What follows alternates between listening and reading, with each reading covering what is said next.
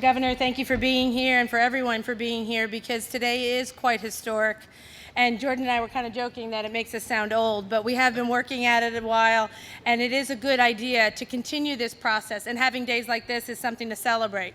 So I appreciate everyone's attendance here today, to be able to say that today is the day where we will start automatically sealing records for those in our state. So as of today, we will now have automatic sealing of criminal records of 10 years and older, as the governor had mentioned, and no longer will people with a minor nonviolent infractions be haunted by a mistake that they made 10 years earlier or more. Some of these records, looking at APOC, go back into the 70s and the 60s. They've been dealing with this for a lot longer than 10 years, but we're starting it right now. So the ability for us to get a job, get an apartment, that's important to every one of us and every citizen. The automatic computer process now seals records for summary convictions, as well as some second and third degree misdemeanors, and the ability for us to go, and also those that did not have a conviction at all.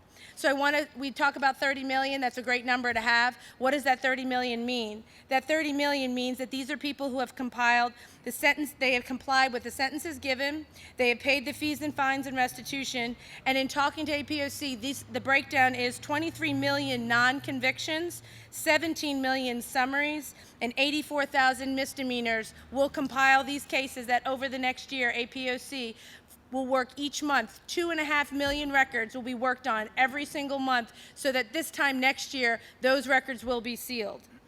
The ability to work with JNet and PSP, thank you for the work that they have done, and the ability for us to work with all of our partners to make this legislation work for Pennsylvania.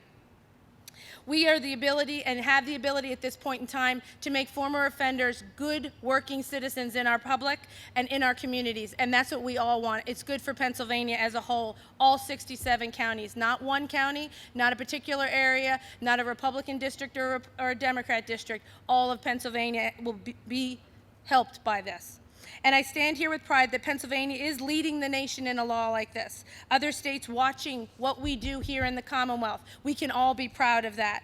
And the ability for us to work bicamerally as well as bipartisan with our Criminal Justice Reform Caucus. We are glad to work across the aisle and across the Capitol building to be able to get this done.